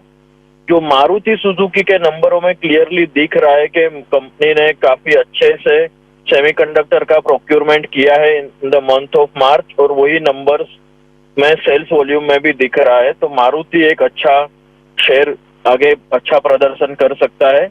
हमें फिर भी top pick point of view से हालांकि टीवीएस के नंबर आने बाकी है, बट टीवीएस मोटर हमारे रडार में सबसे मतलब हम लोग का इस समय top conviction buy idea TVS motor है, क्योंकि उसे एक्सपोर्ट का भी बेनिफिट मिल रहा है, करेंसी डेप्रिसिएशन का भी बेनिफिट मिल रहा है। डोमेस्टिक मार्केट अगले 1-2 महीने में रिवाइव होनी चाहिए। 3 व्हीलर सेगमेंट जो लास्ट 2 साल से खराब वॉल्यूम दे रहा था, उसमें भी एक अच्छा खासा इंप्रूवमेंट आ सकता है। और सबसे बड़ी स्टोरी जो टीवीएस मोटर की है कि लास्ट 2-3 क्वार्टर में 2 व्हीलर इंडस्ट्री की सिचुएशन बहुत गंभीर होने के बाद चैलेंजिंग सिचुएशन में भी कंपनी ने करीब 10% एबिटा मार्जिन दिखाया है, जो उसके कंपनी के हिस्टोरिकल रिकॉर्ड में सबसे हाईएस्ट रहा है। तो आगे जाके सिचुएशन इंप्रूवमेंट आएगी तो डेफिनेटली मार्जिन 10% से ज्यादा रहेगी और उसका री रेटिंग होना कंटिन्यू रहेगा। इसी वजह से हम एक्सपेक्ट कर रहे हैं कि 30 से 40% जितना 30% अपसाइड टीवीएस मोटर दे सकता है ये लेवल से। ऑल राइट मितुल, बहुत बहुत धन्यवाद। ऑटो पे तो व्यू दिया आपने, बट बाकी और चीजों में बात की, बहुत ही जल्दी मिलेंगे हम लोग वाइडर डिस्कशन के लिए भी। बहुत बहुत धन्यवाद मितुल। चलिए ब्रजेश और राजेश दोनों साथ हम जूट स्टॉक्स पे डिस्कस करेंगे। छोटे स्टॉक्स हैं, इस तरह के माहौल में 20-20% के अपमूव लग जाते हैं, उसमें कुछ बाउंस आ भी रहे हैं, लेकिन मामला क्या है, उसके अंदर कुछ पॉलिसी चेंजेस ऐसे अनाउंस हो सकते हैं जिसकी वजह से जूट स्टॉक्स, अगर आप शॉर्ट टर्म, अगर आप स्मॉल और मिड कैप में इंटरेस्टेड हैं तो आपके रडार पे होने चाहिए। 11% लुट लो जूट। पहले प्रकाश से जानते हैं कि क्या हो रहा है वहां पे उस सेक्टर में। प्रकाश, देखिए, जूट प्रोडक्ट्स बनाने वाली जो घरेलू कंपनियां हैं उनके लिए राहत की खबर है, क्योंकि सरकार ने बांग्लादेश और नेपाल से जूट प्रोडक्ट्स के आयात पर एंटी डंपिंग ड्यूटी जो है वो जारी रखने का फैसला किया है। वित्त मंत्रालय ने डीजीटीआर के रिकमेंडेशन के बाद नोटिफिकेशन जारी किया है और उसमें ये कहा है कि 31 अगस्त 2022 तक एंटी डंपिंग ड्यूटी जो है वो लगती रहेगी। जो प्रोडक्ट्स हैं जिसका जिक्र किया गया है वो प्रोडक्ट्स हैं जूट यार्न है, ट्विन है, कुछ कैटेगरी के फैब्रिक्स है, जूट बैग्स हैं जिनके आयात पर एंटी डंपिंग ड्यूटी जो है वो चुकाना होगा। दरअसल जो घरेलू कंपनियां हैं वो सरकार से लगातार सनसेट रिव्यू की मांग कर रही थी। जो एंटी डंपिंग ड्यूटी चल रही है उसको आगे बढ़ाने की मांग कर रही थी, खासकर इस बात को ध्यान में रखते हुए कि बांग्लादेश से जो जूट प्रोडक्ट्स हैं उसके आयात में बढ़ोतरी देखने को मिल रही है। लिहाजा सरकार ने अगले कुछ महीनों तक इसको जारी रखने का फैसला किया है। आपको जैसा कि पता है कि 2017 में सरकार ने जूट प्रोडक्ट्स के आयात पर खासकर बांग्लादेश और नेपाल से एंटी डंपिंग ड्यूटी लगाने का फैसला किया था, जिसको कि फरवरी 2022 में बढ़ाया गया और अब एक बार फिर से अगस्त 2022 तक बढ़ाने का फैसला किया गया है। हालांकि बांग्लादेश ने भारत सरकार से इस बात की अपील की है कि जो ये एंटी डंपिंग ड्यूटी लगी है उसको हटा दिया जाए, ताकि उसके सामान जो है भारतीय बाजारों में कॉस्टली न हो। लेकिन ये देखने वाली बात होगी कि सरकार का क्या फैसला होता है। लेकिन इस वक्त अच्छी बात यह है कि डोमेस्टिक इंडस्ट्री को इसका फायदा होने जा रहा है और जो भी डोमेस्टिक कंपनियां हैं जो कि जूट प्रोडक्ट्स बना रही हैं वो इसका फायदा अगले कुछ महीनों तक उठा सकती हैं। ये कैविएट लेते हुए कि जो जूट कंपनीज हैं बहुत छोटी हैं मार्केट कैप में, कभी कभी वॉल्यूम्स भी इसमें बहुत कम होता है, इसमें ट्रेड करना रिस्की भी हो सकता है। ये जानते हुए ये डिस्क्लेमर लगा के चार्ट्स पे कुछ आपको दिखता है क्या Rajesh, any of the jute companies, या नहीं, ये आपके रेडार पे नहीं है? तो देखिए एक्टिवली तो ट्रैक नहीं करते, लेकिन मैं आपके डिस्कशन के बाद ज़रूर मैं इनके चार्ट स्ट्रक्चर देख रहा था। तो इसमें अगर हम देखें तो लुडलो जूट के सेटअप को देखा जा सकता है स्टॉक में। हालांकि एक बड़ा करेक्शन होने के बाद स्टॉक में जो रिकवरी का ट्रेड बनते हुए दिख रहा है, हमें लगता है स्टॉक में यहाँ से मोमेंटम एक्सटेंड होते हुए दिख सकता है। 105 से 108 तक के अपसाइड हमें लगता है ये कंटिन्यू करते हुए दिख सकता है। तो काफ़ी बड़े करेक्शन के बाद स्टॉक में जो रिकवरी बनी है, स्टॉक ने एक बेस फॉर्मेशन किया है करीब 80 से 84 की रेंज में। तो स्टॉप लॉस यहाँ पे रखना होगा करीब 84 के आसपास का, लेकिन अपसाइड के टारगेट हमें लगता है 105 से 110 तक आते हुए दिख सकते हैं। तो एक short term trading point of view से इसको बाय किया जा सकता है, लेकिन स्टॉप लॉस जरूर फॉलो करना होगा स्ट्रिक्टली, क्योंकि ये स्टॉक्स जब भी चलते हैं तो वापस से फिर काफ़ी बड़े साइडवेज कंसोलिडेशन में चले जाते हैं। तो ये मोमेंटम में ही इसमें एग्जिट ले लें, यही एक एडवाइस रहेगी। और ये बात भी नोटिस करने वाली है कि जब से सरकार ने मेगा पावर पॉलिसीज के अंदर अपडेट किया था 2009 की, उसके बाद से पावर कंपनीज काफी तेज है। एनटीपीसी मेरे को तो याद भी नहीं है कि हमने कब देखा होगा ये 5% क्लोज भी दे रहा है। बढ़ता हो तो दिख सकता है, बट क्लोजिंग भी 5% उसी दिन की मिले, ये रेयर दिखता है। ब्रजेश जी, अगर ये रेयर है और पावर कंपनीज की री रेटिंग होनी है तो फिर एनटीपीसी में बने रहे। 10 रुपए और मिल सकते हैं। मैं 10 रुपए इसलिए बोल रहा हूँ क्योंकि इसके मूवमेंट को देखते हुए, चलने हुए, बोलने को तो ज्यादा भी बोले जा सकते थे। 152 आ जाएगा सर ये अगले 10 दिन में? एक महीने में प्रोबेबिलिटी आप 158 का टारगेट देख सकते हैं। स्टॉप लॉस 127 का लगा के चलें। ट्रेंड लाइन ब्रेकआउट है, क्योंकि अजय जी ने भी पूछा था और मेरा ऐसा मत है कि 158 165 के भी लेवल आपको ये दिखा सकता है। देखिए आप 2 दिन पहले का अगर सत्र का देखेंगे तो कैंडलस्टिक उतनी फॉर्मेशन इतना अच्छा नहीं था, बट वॉल्यूम ब्रेकआउट हुआ था। एक 20 दिन के एवरेज वॉल्यूम को लेके चले और उसके ऊपर एक ब्रेकआउट हुआ है। आज अगर आप देखेंगे तो एक गैप अप ओपनिंग है, फॉलो अप बाइंग देखने को मिल रही है, वॉल्यूम ब्रेकआउट हुआ है उसमें, तो ये इंडिकेशन है कि इसमें और मजबूती देखने को मिलेगी। अगर मैं और कहूं कि 144 के ऊपर चला तो आप हो सकता है जो आपका जो लेवल आपने कहा 152 वो भी आपको एक हफ्ते में दिखा दे। लेकिन स्टॉक की चाल बहुत मजबूत है और जिस हिसाब से मुझे लग रहा है कि एक महीने में आपको 158 165 के लेवल ऊपर दिखा सकता है। लेकिन स्टॉप लॉस जरूर ध्यान में रखें, 127 का है प्रिसाइजली। अभी उसको थोड़ा सा और ऊपर कर सकते तो आप 130 का लेके चलें। और उसी में एक और स्टॉक एड ऑन करूंगा जो अजय जी बात कर रहे थे, पावर ग्रिड का। तो पावर ग्रिड का भी अगर आप स्टॉक देखेंगे तो if I am not mistaken आज के सत्र में 52 वीक टॉप बनाया है और 2 दिन पहले भी वॉल्यूम ब्रेकआउट, आज भी फॉलो अप में वॉल्यूम ब्रेकआउट। तो ये इंडिकेशन कर रहा है कि स्टॉक्स में मजबूती है। शॉर्ट टर्म के लिहाज से मैं ये कहूंगा कि 213 214 के आसपास का अच्छा एक सपोर्ट है, आप उसका एक स्टॉप लॉस लगा के चलें। और ऊपर में जो टारगेट निकल के आ रहे हैं शॉर्ट टर्म के लिहाज से, 1 से 1.5 हफ्ते के लिहाज से मैं अगर कहूं तो 236 के आसपास में है। और अगर किसी का मत 1 से 2 महीने का है तो हो सकता है कि आपको शायद 253 के भी भाव देखने को मिल जाए पावर ग्रिड में। ओके, खैर इस बीच आप एक इम्पॉर्टेंट बयान भी अपने नीचे बैंड पे स्क्रीन पे देख पा रहे होंगे। एजेंसीज के हवाले से खबर आ रही है कि यूक्रेन ने जो प्रस्ताव रखा है शांति का या फिर आपस में संधि का, उसको लेकर रशियन फॉरेन मिनिस्टर कह रहे हैं कि उस पर हम बातचीत जारी रखना चाहेंगे और उस पर हम रिएक्शन भी देंगे। ये बाजार काफ़ी हद तक इन सब चीज़ों को डिस्काउंट भी करता है, क्योंकि जब युद्ध बढ़ना था तो बाजार ने कोई रिकवरी दिखाई, लेकिन मार्केट अब उसी लेवल पे, इनफैक्ट उसके ऊपर भी आ चुका है। तो ये भी ऐसा लग रहा है कि शायद युद्ध विराम हो ही जाएगा। 38वां दिन है आज, अगर मैं गलत नहीं हूं तो, जो यूक्रेन और रशिया के बीच में युद्ध चल रहा है। खैर आगे बढ़ते हैं। इस बीच अपोलो टायर्स के आज मूवमेंट को देख के ऐसा लगता है कि थोड़ा और बढ़ सकता है। जब ऑटो कंपनीज के नंबर आ रहे हैं, अच्छे नंबर आ रहे हैं, तो एंसिलरीज को बेनिफिट आता है, बट थोड़ा स्लो आता है 2 दिन बाद। राजेश सर, एक बार जरा अपोलो टायर आप चेक कीजिए, 196 चल रहा है, 225 रुपए का टारगेट मिल जाएगा क्या? अगर मिलना है तो फिर स्टॉप लॉस क्या रखें?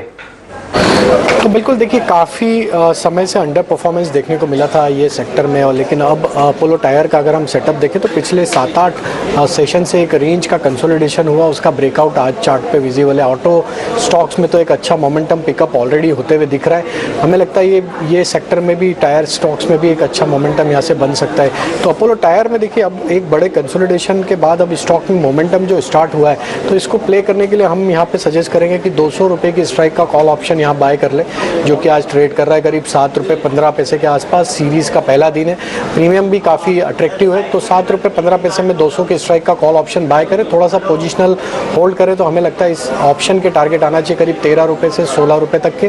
करंट लेवल से स्टॉप लॉस रखें करीब 5 रुपये के आसपास। तो अपोलो टायर में मोमेंटम तो हमें लग रहा है 210 तक आते हुए दिखेगा, तो कॉल ऑप्शन बाय करके ट्रेड करेंगे तो रिस्क टू रिवॉर्ड के हिसाब से भी ये फेवरेबल ट्रेड रहेगा।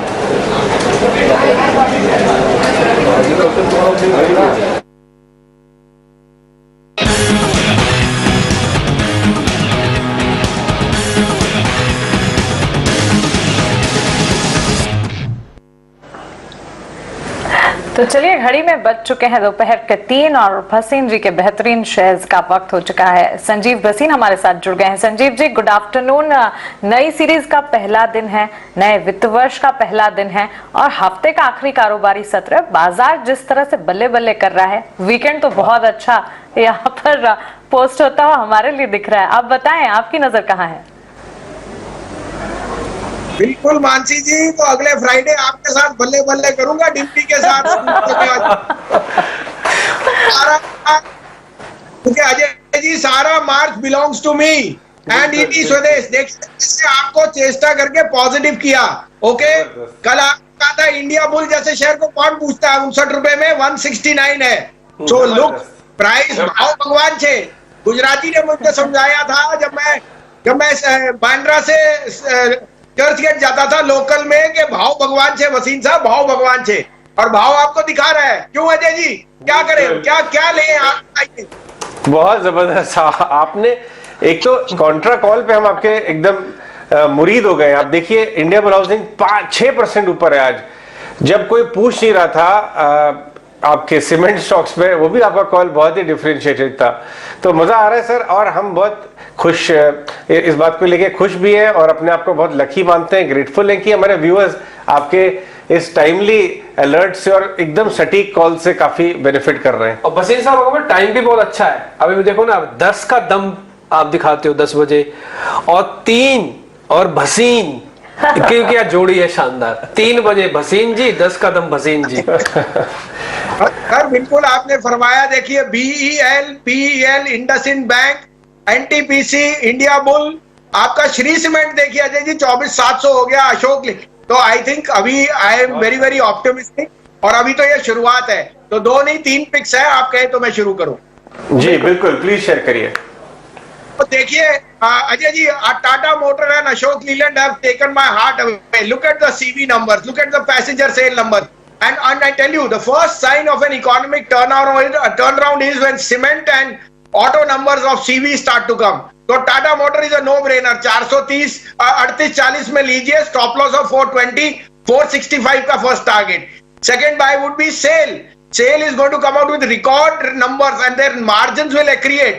101, 102 में लीजिए, stop loss of 190, stop loss of 98, 110 का target. And third pick would be Larsen & Toubro, the largest engineering giant which is set now to lead. अगर इंडेक्स ने वापस 18,000 जाना है, L&T is headed to 1950, stop loss of 1750, 1900 का target.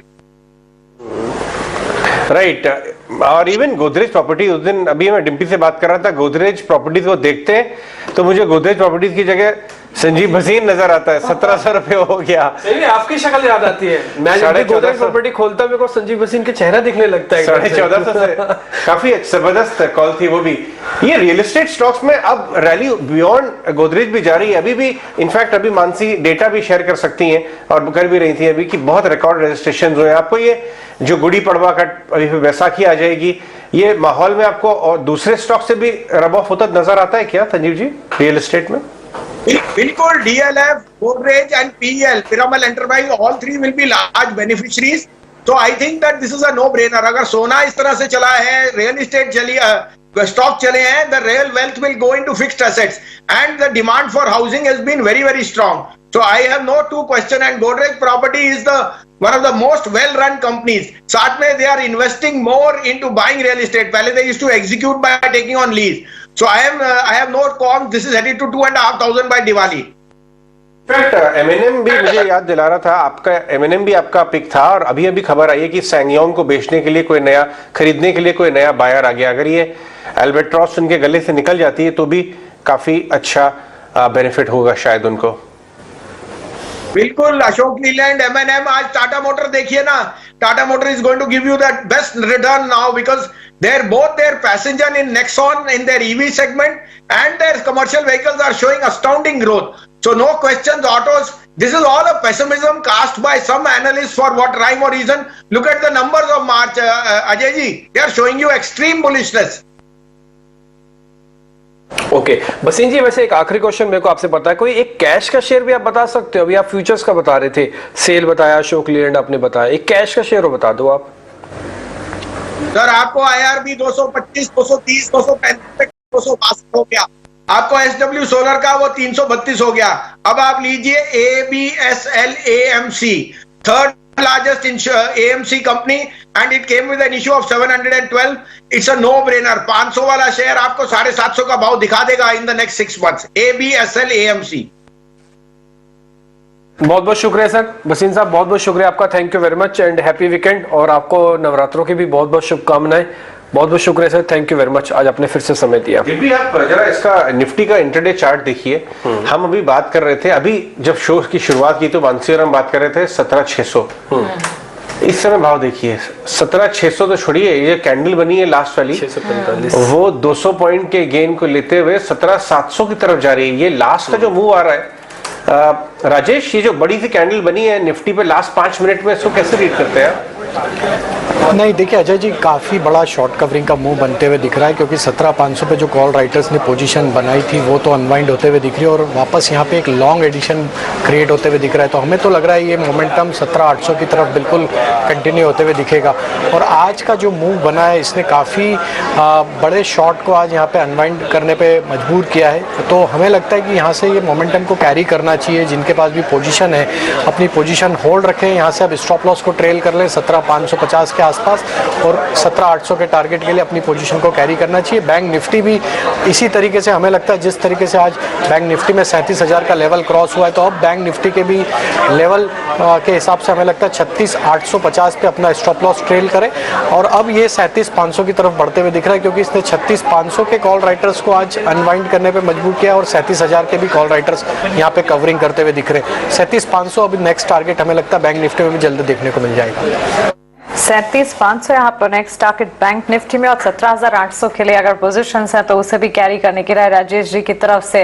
अच्छे moves और शानदार तेजी के बीच आखिरी कुछ मिनटों में ही बाजार ट्रेड करते हुए। इस बीच राजेश जी, HDFC AMC इस स्टॉक को देखिए, HDFC AMC में अच्छी तेजी के बीच कामकाज जहां नजर आ रहा है, और अभी हम देख रहे हैं करीब 5% की तेजी के साथ आज दिन भर स्टॉक ने परफॉर्म किया है। राय क्या रहेगी, टेक्निकली चार्ट्स क्या बता रहे हैं?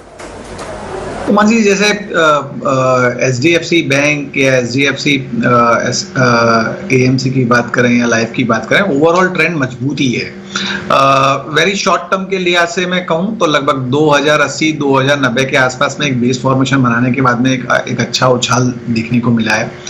मौजूदा स्तर पे बाई करके चल सकते हैं। 2263 के आसपास में ट्रेड हो रहा है। 2190 का आप स्टॉप लॉस लगा के चलिए, और मेरा ऐसा मत है कि एटलीस्ट मिनिमम 100 रुपए की तेजी आपको हो सकता है कि आपको 102 दिन में देखने को मिल जाए। ऊपर में 2360 2370 का लेवल आपको दिखा सकता है, और अगर उसके ऊपर चला तो फिर ऊपर के जो लेवल खुलते हैं वो लगभग आपको 2425 से लेके 2440 के निकल के आ रहे हैं। तो आप 2425 का टारगेट लेके चल सकते हैं, और 2190 का स्टॉप लॉस लेके मौजूदा स्तर पर बाइंग करने की ही सलाह रहेगी।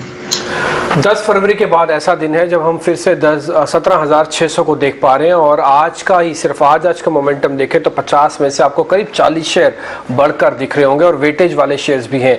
खैर ज़्यादा इंटरेस्ट छोटे मझोले शेयरों में, जैसे अजय भी आपको बता रहे थे, ये कैचअप रैली होती है, पहले बड़े चलते हैं उसके बाद में पीछे पीछे वो शेयर्स भी चलते हैं। RPP इंफ्रा या 7% ऊपर है। कल मानसी आपको एक शेयर नोटिस करवा रही थी जिसका नाम था सुबेक्स, ये भी आज 8% ऊपर है।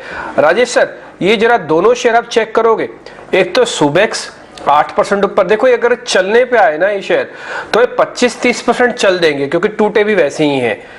एक बार RPP इंफ्रा और सुबेक्स दोनों को चेक कर लो आप। तो डिम्पी जी देखिए, आरपीपी इंफ्रा और सुबेक्स दोनों के सेटअप अगर हम देखें तो मैं इनके सेटअप देख रहा हूँ काफ़ी बड़े करेक्शन के बाद अब इनमें कहीं ना कहीं एक रिवर्सल के साइन बनते हुए दिख रहे हैं। आरपीपी इंफ्रा में तो आज फर्स्ट ग्रीन टिक ऑलमोस्ट पिछले 10-12 दिन के एक डाउन टिक के बाद आज एक फर्स्ट ग्रीन टिक यहाँ पे बनते हुए दिख रहे हैं। तो आरपीपी इंफ्रा में अभी मुझे लगता है थोड़ा सा वेट करना चाहिए। 48 के लेवल को ये स्टॉक अगर क्रॉस करता है तो कहीं ना कहीं ये अपने एक रिवर्सल को कंफर्म करेगा और फिर वहाँ से एक्सटेंड होते हुए दिख सकता है, जो कि इसमें फिर 52 रुपये तक की अपसाइड कंटिन्यू होते हुए दिख सकती है। तो आरपीपी इंफ्रा से ज़्यादा मुझे अट्रैक्टिव लग रहा है सुबेक्स का सेटअप। सुबेक्स में देखें तो पिछले 4-5 सेशन से लोअर साइड पे कहीं ना कहीं सेलिंग थमते हुए दिख रही है। स्टॉक ने 32-30 की रेंज में एक बाइंग इंटरेस्ट बिल्कुल यहाँ पे विजिबल होते हुए दिख रहा है। नियर टर्म सेटअप के हिसाब से हमें लगता है कि आज की क्लोजिंग 35-50 के ऊपर अगर होती है तो नियर टर्म चार्ट पे एक रिवर्सल के साइन बनेंगे और स्टॉक में अपसाइड में फिर 40-42 तक की जगह बिल्कुल बनते हुए दिखेगी। तो एक काफ़ी बड़े करेक्शन के बाद आज स्टॉक अपने 20 डे मूविंग एवरेज को पेनिट्रेट करते हुए दिख रहा है और ये कहीं ना कहीं एक नियर टर्म चार्ट पे स्ट्रेंथ का फर्स्ट इंडिकेशन है। तो बाय किया जा सकता है सुबेक्स 32 के स्टॉप लॉस से। अपसाइड में हमें लगता है 38 और 42 ये दो टारगेट नियर टर्म में देखने को मिल सकते हैं। क्लियरली राय आरपीपी इंफ्रा सुबेक्स जैसे स्टॉक्स पर आपको मिलती हुई दिख रही है, जहां पर अच्छी तेजी के बीच कामकाज दिख भी रहा है और ये स्टॉक्स अगर आगे चलें तो और ज्यादा तेजी के पूरे यहाँ पर संकेत नजर आ रहे हैं। इस बीच कुछ और स्टॉक्स जहां पर अच्छे वॉल्यूम्स के साथ ट्रेड्स नजर आ रहे हैं, अगर उन्हें देखें मिड कैप स्पेस में भी मौके कई सारे फिलहाल मिलते हुए हमें दिख रहे हैं। इस बीच रशिया फॉरेन मामले पर एक बार आप अगर देखें, यूक्रेन मामले पर भारत मध्यस्थता करे तो स्वागत, ये बयान आता हुआ दिख रहा है। आपकी टीवी स्क्रीन पर आप ब्रेकिंग देख रहे हैं, रशिया के फॉरेन मिनिस्टर की तरफ से ये बयान, यूक्रेन मामले पर अगर भारत मध्यस्थता करे तो फिर स्वागत है, ये बयान आता हुआ। हम आपको सुबह से ही बता रहे हैं एक ट्रिगर, ये इंपॉर्टेंट इवेंट है जिस पर आपको नजर रखनी भी है और इस पर खास तौर से आप देखिए विदेश मंत्री एस जयशंकर से रूसी विदेश मंत्री सर्जेई लेवरोव की मुलाकात से जुड़ी जो भी खबर हम तक पहुंच रही है हम आप तक पहुंचा रहे हैं। प्रधानमंत्री से भी उनकी मुलाकात की खबरें यहाँ पर आती हुई दिख रही है। सूत्रों के मुताबिक कई सारे मुद्दे हैं जिस पर बातचीत होने वाली है, लेकिन इसी खबर से जुड़ी ताजा अपडेट यहाँ पर आती हुई जो कि फिलहाल आप अपने टीवी स्क्रीन पर देख रहे हैं।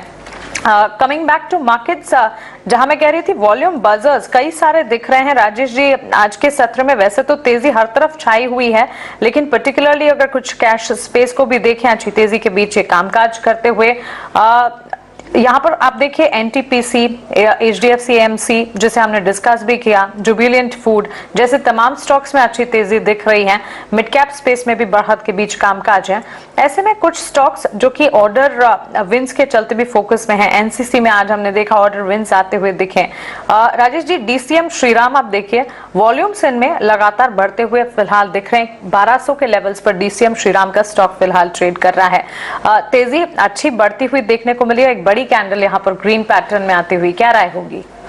तो काफ़ी स्ट्रॉन्ग इसका लॉन्ग टर्म स्ट्रक्चर है डीसीएम श्रीराम का। स्टॉक में देखें तो पिछले दिनों में एक वीकली सेटअप के हिसाब से एनालाइज करें तो पिछले 15 से 20 वीक से स्टॉक एक रेंज में कंसोलिडेट होते हुए दिख रहा है। लेकिन अगर इसका ओवरऑल लॉन्ग टर्म सेटअप देखें तो एक स्ट्रॉन्ग अप ट्रेंड में स्टॉक की कंटिन्यूटी बना के रखा हुआ है। डेली वीकली सेटअप के हिसाब से जिस तरीके से राउंडिंग बॉटम फॉर्मेशन अब बनते हुए दिख रहे हैं तो हमें लगता है ये स्टॉक में एक अच्छा वापस बड़ा ब्रेकआउट यहाँ पे आते हुए दिखेगा, क्योंकि नियर टर्म सेटअप के हिसाब से 1220 इसके लिए इमीडिएट लेवल है। अगर वो लेवल को ये सरपास करेगा तो फिर इसकी जो तेजी है वो कंटिन्यू होते हुए 1350 इवन 1400 तक के भी टारगेट इसमें एक्सटेंड होते हुए दिख सकते हैं। तो डीसीएम श्रीराम ये काफ़ी अट्रैक्टिव स्टॉक है। बाय ऑन डिप्स कैटेगरी में ये स्टॉक को रखना चाहिए, कभी भी अपॉर्चुनिटी मिले लोअर साइड में तो इसको ऐड करें।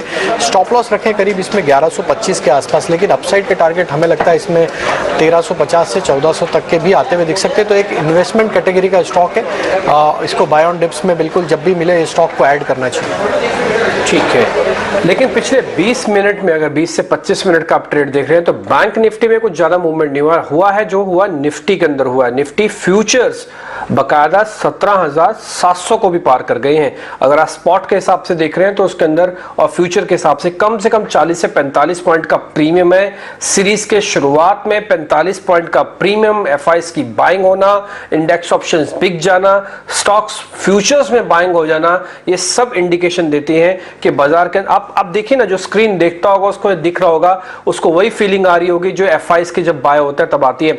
एक बार मैं आपको रिलायंस इंडस्ट्रीज का भी इंट्राडे दिखाऊंगा उसने भी क्या सडन स्पार्क दिखाया है और फिर से वो वापस लीडरशिप लेके आ रहा है, जिसने की वजह से काफी हद तक निफ्टी को भी मजबूती मिली है। ये सिंगल कैंडल रिलायंस इंडस्ट्रीज की इस शेयर को 24 रुपए हरे निशान मिला है। दिन भर साइडवेज रहा, अब लास्ट में जाते जाते ये भी पार्टिसिपेट कर रहा है। 10 फरवरी के बाद 17,600 के पार बैंक निफ्टी आपको जाता हुआ दिख रहा है। खैर, इस बीच एरिक के को फाउंडर रेशल नेपियर ने भी हमसे खास बातचीत में कहा कि पिछले 2 से 3 सालों से आरबीआई का स्टांस काफी बेहतर रहा है। उनके मुताबिक भारत की मॉनेटरी पॉलिसी दूसरे डेवलप्ड मार्केट से काफी बेहतर है। It has a level of debt to GDP which is perfectly manageable for an economy like India. It doesn't need to take these extreme actions of the developed world. And if it takes that choice, and just because you have a choice doesn't mean to say you take it. There are lots of politicians in the world who make the wrong choice even though they have lots of choices. I'm arguing that the developed world really doesn't have very many choices anymore. It's kind of path dependent on its policy. But if India can avoid making those mistakes of aping the mistakes of the developed world in terms of financial repression, it will still have to cope with inflation, imported inflation, but the RBI policy should ensure that we don't generate huge levels of domestic inflation. And there is a positive from all of this for India. There is one positive from financial repression in the developed world for India, which would be significant capital inflows.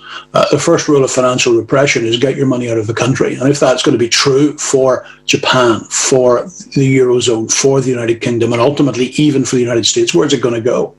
And if the RBI can continue with a sound, stable monetary policy, and the government of India can avoid accelerating repression, there are some repressionary elements left from the license rise. They've tended to linger, but they're been slowly dwindling. But as long as they stay where they are and don't go back up again, then I think India will attract a large amount of capital. So there are positives and negatives in all of this for India, but if the government plays its cards right, I think ultimately the positives will be more important.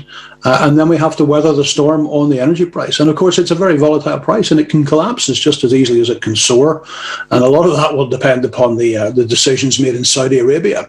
And we forget that sometimes, but we may not have to live with high energy prices for much longer if a deal can be done with Saudi Arabia. It can be wrong, particularly if we change the nature of the system. So this has really been that call that I've made since May 2020. It wasn't just that inflation was going up, is that the nature of the system was changing and it was becoming a less market-orientated system and a system more driven by government intervention. It's been obvious in the bond markets for many years. That was central bank intervention obviously played a huge role in shaping yield curves, spectacularly so in Japan as we speak, but also in the United States of America. And I would ask those who are taking their measures of future economic activity for the bond market to think back to May 2000 and tell us what the bond yield was getting right about the outlook for growth and inflation. And even if it was getting it right in the direction, was it anywhere close to getting it right in the magnitude? Now, there are two elements to the manipulation of bond prices, and one is that central bank intervention, but the second is a growing financial repression, forcing financial institutions to buy these bonds. And it's at a relatively small level at the minute, but there are certainly US institutions, particularly in the life insurance industry, that find themselves having to buy the bonds. So it's almost the last refuge of the scoundrel to say, here's a market price that isn't a market price. It's an easy way to dismiss anything, to say it's ceased to have these values, but that is the call. It's a structural change in how the system works. तो यहाँ पे आप सुन रहे थे view point जो कि RBI के regarding था। और अब अगर आप बाजार पे अगर वापस लौट रहे हैं ना, तो आज सबसे इंटरेस्टिंग पार्ट अगर आपको फ्यूचर्स में नहीं देखना तो कैश में दिखेगा। कैश में आज ज़्यादातर शेयर्स अपने कई तो ब्रेकआउट कर रहे हैं, कई ऐसे हैं जो अपने प्री कोविड लेवल्स पे वापस आ चुके हैं, कई ऐसे हैं जो कि कोविड लेवल को भी पार कर चुके हैं। ये मार्केट का मोमेंटम है और जो छोटे मझोले शेयर्स की कैटेगरी उसमें आपको थोड़ा ज़्यादा बस दिखेगा। आप सुबेक्स के बारे राजेश सर थोड़ी देर पहले अपन डिस्कस कर रहे थे सुबेक्स, अब आप देखिए शेयर वो 11% है, ये 20% के सर्किट पे है। कोई बड़ी बात नहीं है कि सुबेक्स आपको चलते चलते लास्ट के 15 मिनट पे 10% और भी चल जाए। ये जो आप जिसे कहते हैं ना लेफ्ट आउट फीलिंग, ये मार्केट में तब आती है जब आपका विक्स बहुत ज्यादा कम हो जाए या फिर आपका विक्स बहुत ज्यादा बढ़ जाए। ये लेफ्ट आउट वाली फीलिंग होती है मार्केट के अंदर, उसको बाद में कैच किया जाता है, जो कि बिल्कुल लेट कमर्स होते हैं बाजार के अंदर। ब्रजेश जी कोई BTST करवाना चाहते हो? 15 मिनट है, सोमवार को खुलेगा बाजार। अब पहले तो तेजी ही है, तो उसका आनंद लेते हुए मैं यही कहूंगा कि इंडिया 2-3 स्टॉक्स हैं जहां पर तेजी लग रही है। बीटीएसटी ना करके चाहो तो एक दो दिन एक्सटेंड कर सकते हो। इंडिया सीमेंट चार्ट पे अच्छा लग रहा है, 218 के आसपास में ट्रेड हो रहा है, 206 का स्टॉप लॉस लेके बाई कर सकते हैं 230-32 के लिए। आप एक स्टॉक है श्रीराम ट्रांसपोर्ट फाइनेंस, अगर आप उसको भी देखें तो उसमें भी एक अच्छी एक्टिविटी बनी है। एक अगर आपका 4 से 5 दिन के लिहाज से अगर बाइंग करना चाहते तो उसमें भी एक अच्छा ब्रेकआउट देखने को मिला है। 1178 के आसपास में ट्रेड हो रहा है, 1290 का टारगेट रहेगा, 1125 का स्टॉप लॉस ले सकते हैं। और एक महीने के लिहाज से मैरिको में दाव लगा सकते हैं, अगर मतलब थोड़ा मैंने टाइम फ्रेम थोड़ा एक्सटेंड करके बताया है एक महीने का, उसको थोड़ा अवधि को अगर आप 2 हफ्ते भी लेके चलते हैं तो मैरिको में आप दाव लगा सकते हैं। 520 के आसपास में ट्रेड हो रहा है, अब 498 का आप स्टॉप लॉस ले सकते हैं, 570 या 575 का टारगेट ले सकते हैं 2 हफ्ते के लिए से मैरिको। ये 2-3 स्टॉक्स हैं जहां पर एक्टिविटी तेजी लग रही है, प्रॉफिट की चांसेस ज्यादा है। खैर इस बीच जीएसटी कलेक्शंस के नंबर भी होंगे और उम्मीद तो ये है कि इस बार के जीएसटी कलेक्शंस के number one of the finest भी हो सकते हैं, क्योंकि पिछली बार लगातार 1,20,000 करोड़ से ऊपर का मामला जीएसटी कलेक्शंस का आ रहा। और वैसे भी ये तो फाइनेंशियल ईयर की क्लोजिंग है, तो इस बार अगर जीएसटी नंबर के कलेक्शंस के आंकड़े आएंगे तो शायद हो सकता है और बेहतर आपको नंबर आते हुए दिखें। और उसका बेनिफिट डायरेक्ट तो मार्केट पे नहीं आता, बट इससे ये पता लगता है कि हाँ कंपनीज की परफॉर्मेंस काफी अच्छी है और जीएसटी कलेक्शन से गवर्नमेंट की ट्रेजरी, उनका अपना खजाना वो भरता है, जिससे गवर्नमेंट काफी हद तक रिलैक्सेशन दे सकती है। पीएलआई उसका one of the finest example है जो कि गवर्नमेंट इंप्लीमेंट किया और काफी सुंदर तरीके से वो आगे भी बढ़ा है। खैर आगे बढ़ते हैं, कुछ एक और शेयर्स पे आते हैं, चर्चा करते हैं, क्योंकि लास्ट के 20 मिनट रह गए। अब आपको ये जानना कि हम सौदा लेके जाएं या नहीं जाएं, फटाफट से स्पीड से करेंगे सारे शेयर। सर एचडीएफसी लाइफ 2% ऊपर, राजेश जी लेके जाना है कि छोड़ के जाएं आज में ही? डिम्पी जी, एचडीएफसी समूह के सारी कंपनियों में बाइंग इंटरेस्ट बना हुआ है, तो कैरी ही करना चाहिए। एचडीएफसी लाइफ, एचडीएफसी लिमिटेड हमने जिक्र भी किया था, दोनों स्टॉक्स में काफ़ी अच्छा मोमेंटम बना। और एचडीएफसी लाइफ में तो स्पेशली देखें तो पिछले 3-4 सेशन से अच्छा बाइंग इंटरेस्ट बिल्कुल बनते हुए दिख रहा है। स्टॉक में एक बड़े करेक्शन के बाद जो बेस फॉर्मेशन हुआ है ये दिखाता है 565, 570 तक की अपसाइड इसमें कंटिन्यू रहेगी, तो 540 का स्टॉप लॉस रख के बिल्कुल कैरी करना चाहिए एचडीएफसी लाइफ के शेयर। 15 मिनट में एक रियल एस्टेट कंपनी जिसका नाम है सनटेक, वो बहुत स्पीड से ऊपर चली और 12% वो ऊपर आके इस समय कामकाज करिए। सनटेक SUNTECK, एक बार वो शेयर दिखाइए। और ये आप देख पा रहे हैं। ब्रजेश जी जरा जल्दी से इसको चेक करके बताइए। मैं आज तो ले ही नहीं सकूंगा, बस ये मेरे को बताना जिन्होंने लिया है वो कल लेके जाएं और जिनको लेना है वो सोमवार को खरीदेंगे या इसको नहीं खरीदें। दोनों ही सत्र में आपका जो सवाल रहेगा उसका आंसर रहेगा, दोनों ही सत्र में लेके चलें।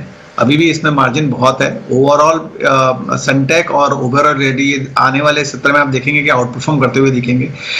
बीटीएसटी बतौर मैं ये कहूंगा 505 का टारगेट लेके चलें। स्टॉप लॉस अगर आप लगाना चाहें तो आप 480 का लगा के चलें और शॉर्ट टर्म के लिहाज से 440 का स्टॉप लॉस रहेगा। और ये रीटेस्ट करेगा, एक बार 540 के ऊपर चला तो एक बार ये दोबारा रीटेस्ट कर लेगा। इसका 52 week high, if I am not mistaken 52 week high इसका शायद 580 या 88, 590 के आसपास है।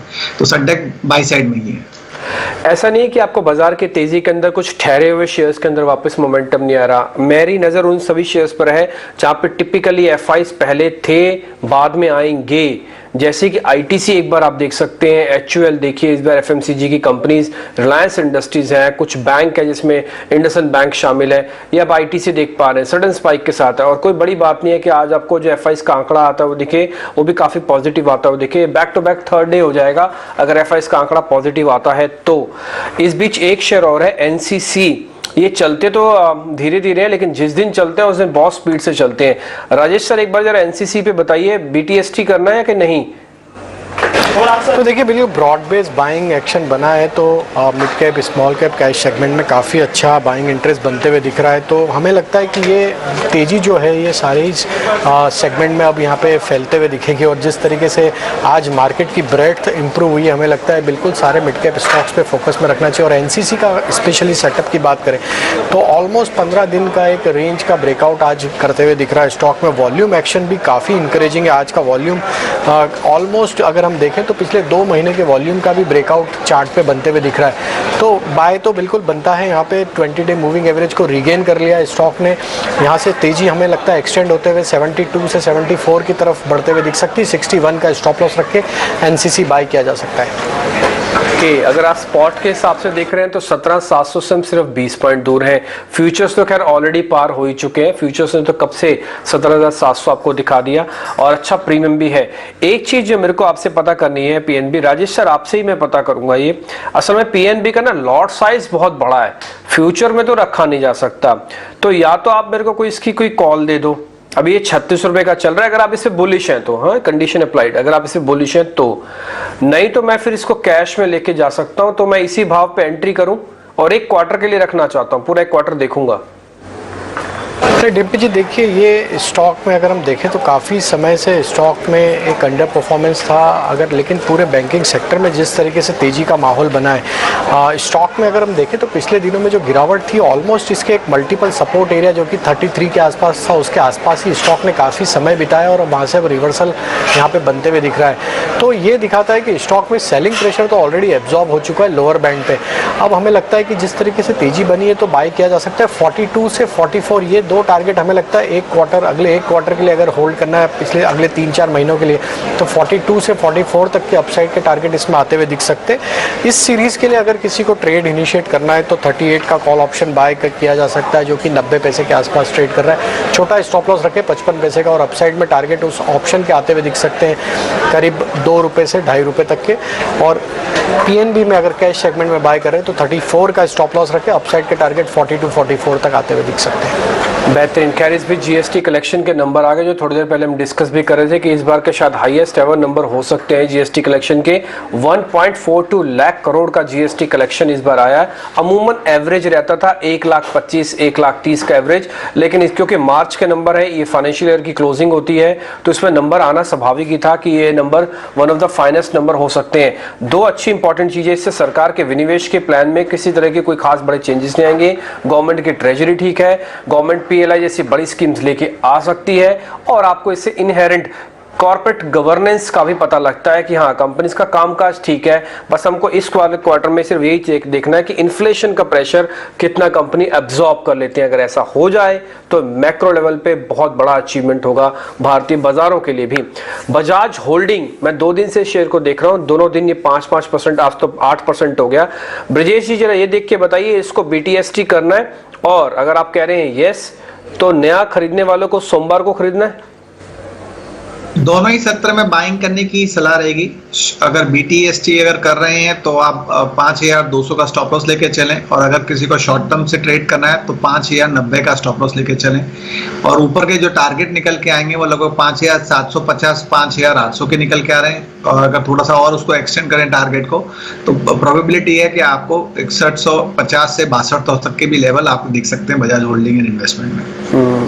स्पंदना स्फूर्ति ने लगा दिया 20% का सर्किट। आज आईओएल केमिकल्स के बारे में आज सुबह भी हम आपको जानकारी देते थे, ये हो गया 14% ऊपर। एक इंटरेस्टिंग 2 फूड के शेयर है, एक तो बर्गर किंग और दूसरा जुबिलेंट फूडवर्क, एक पिज्जा और एक बर्गर वाली कंपनी है। एक बार इन दोनों के अंदर अच्छी बाइंग आपको देखने को मिल रहा है, बकायदा डे हाइज पे क्लोज भी कर रहे हैं। ब्रजेश जी, राजेश जी, आपसे होगा ये सवाल, दोनों में से कोई एक रखना चाहते हैं या बीटीएसटी करना चाहें तो किसको करें, या फिर दोनों भी कर सकते हैं, चॉइस आपको बताना है। एक तो है बर्गर किंग और दूसरा है जुबिलेंट फूडवर्क। तो जुबिलेंट फूड का सेटअप अच्छा लग रहा है, जिस तरीके से स्टॉक में फॉर्मेशन बने डेली सेटअप में, हालांकि स्टॉक में बड़ा करेक्शन हुआ था लेकिन जो ब्रेकआउट बने, जुबिलेंट फूड यहाँ से कैरी किया जा सकता है। 27-24 पे अभी ट्रेड कर रहा है, 2685 स्टॉप लॉस रखें। और जो चार्ट पे नियर टर्म चार्ट पे जो ब्रेकआउट बनते हुए दिख रहे हैं वो ये दर्शाते हैं कि ये स्टॉक में 2800 और 2830 तक की अपसाइड कंटिन्यू होते हुए दिख सकती है, तो जुबिलेंट फूड बाय किया जा सकता है। आज वही शेयर कमजोर है जो ट्रेडिशनली पूरे FY22 में चला ही नहीं, वो था हीरो मोटोकॉर्प। आज भी ये 2% नीचे है और हिंडाल्को के अंदर टिपिकली प्रॉफिट बुकिंग हुई है, टाइटन के अंदर भी प्रॉफिट बुकिंग है। ये वो सारे शेयर्स हैं जो थोड़ा कमजोर भी हैं, लेकिन आज मैं इन सभी शेयर्स को दिखाना नहीं चाहूंगा क्योंकि आप देखिए हरा निशान, क्योंकि आज first day of the financial year की स्टार्टिंग है, उसमें ताबड़तोड़ तेजी मार्केट के अंदर आई। 200 पॉइंट डबल सेंचुरी आज निफ्टी ने लगा दिया, सेंसेक्स ने तो 800 पॉइंट की शानदार बढ़त दिखाई और आज का जो सुपरस्टार जिसको कह सकते हैं मैन ऑफ द मैच वो था बैंक निफ्टी। बैंक निफ्टी न केवल आज 37,000 के ऊपर आया बल्कि उसका फ्यूचर, उसका कैश दोनों ही अच्छे क्लोज करके गए और आज 12 बैंकों से बैंक निफ्टी बनती है। 12 के 12 बैंक हर निशान में है, चाहे वो सरकारी हो चाहे वो गैर सरकारी हो। खैर आज का दिन काफी बेहतर है। सीधा चलते हैं मानसी के पास, आपको कंपाइल करके बताएंगी पूरी आज की क्लोजिंग। मानसी। बिल्कुल, तो इससे अच्छा क्या हो सकता है कि नए वित्त वर्ष की शुरुआत हो रही है और दमदार शुरुआत हमने देखी। नई सीरीज की भी शुरुआत होती हुई दिख रही है और क्योंकि हफ्ते का आखिरी कारोबारी सत्र है, फ्राइडे सेशन है, तो चलिए पूरे हफ्ते बाजार ने किस तरह से रिएक्ट किया ये भी आपको बता देते हैं। पूरा हफ्ता बाजार पॉजिटिवली रिएक्ट करता हुआ दिखा। सोमवार के दिन हमने देखा था बीच में वॉलेटाइल सेशन जरूर नजर आया और कल के सत्र में हमने देखा था क्योंकि मंथली एक्सपायरी थी, वॉलेटिलिटी आना बिल्कुल लाजमी था, लेकिन फिर आज की शुरुआत नई सीरीज की देखिए कितनी धुआंधार होती हुई दिख रही है। अगर मेजर इंडेक्सेस की बात करें, निफ्टी मिड कैप इंडेक्स ने पूरे हफ्ते करीब 3% के रिटर्न्स दिए हैं। स्मॉल कैप स्पेस से भी करीब 3.5-4% के रिटर्न्स और निफ्टी ने करीब 3-3.5% के रिटर्न्स भी यहाँ पर दिखाए हैं। सेक्टोरल गेनर्स अगर देखेंगे, रियल एस्टेट सेक्टर इस हफ्ते में आउट परफॉर्म करता हुआ दिखा, जहां करीब 5-5.5% की बढ़ोतरी पूरे हफ्ते रियलिटी इंडेक्स ने दिखाई है। इसके ठीक पीछे financial services, banking space, automobile space ने भी अच्छी तेजी के बीच ही कामकाज कर दिखाया। इस बीच कुछ सेक्टर्स ऐसे भी रहे, हेल्थ केयर, फार्मा, मेटल्स, जो कि इस हफ्ते परफॉर्म नहीं कर पाए और हल्की सही लेकिन बिकवाली का दबाव पूरे हफ्ते इन स्टॉक्स, इन सेक्टर्स में भी देखने को मिला। निफ्टी में गेनिंग मोमेंटम पूरे हफ्ते कहां पर देखने को मिला? टॉप ऑफ दी टॉक्स है महिंद्रा एंड महिंद्रा, यहाँ पर अच्छी तेजी के बीच पूरे हफ्ते में ट्रेड्स देखने को मिला। पूरे हफ्ते में करीब 8% के रिटर्न इस स्टॉक ने हमें दिखाए हैं। टाटा कंज्यूमर करीब 8% के रिटर्न, वहीं एक्सिस बैंक, पावर ग्रिड और भारती एयरटेल में भी 4.5 से 6% तक के रिटर्न इन स्टॉक्स में आपने देखे हैं। तो बढ़िया तेजी के बीच ये स्टॉक से परफॉर्म कर दिखाया। हालांकि कुछ स्टॉक्स थे जो कि बिकवाली भी देख रहे थे, हिंडाल्को, हीरो मोटो, ओएनजीसी, टेक महिंद्रा, यूपीएल जैसे स्टॉक्स जो कि लाल निशान के साथ ट्रेड करते हुए दिखे।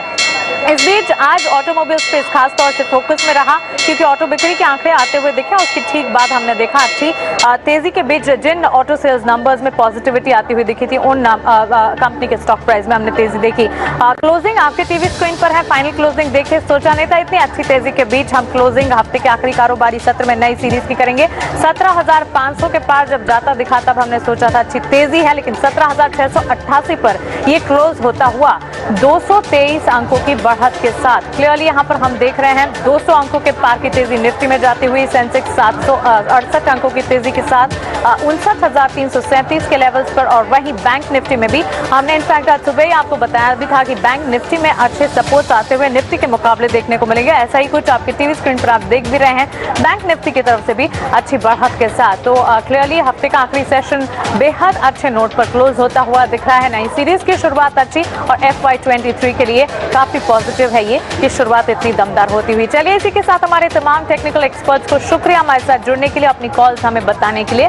फिलहाल क्लोजिंग कॉल्स में इतना ही, हमें दीजिए इजाजत, लेकिन आप बने रहें 18 आवर्स स्वदेश के साथ। नमस्कार।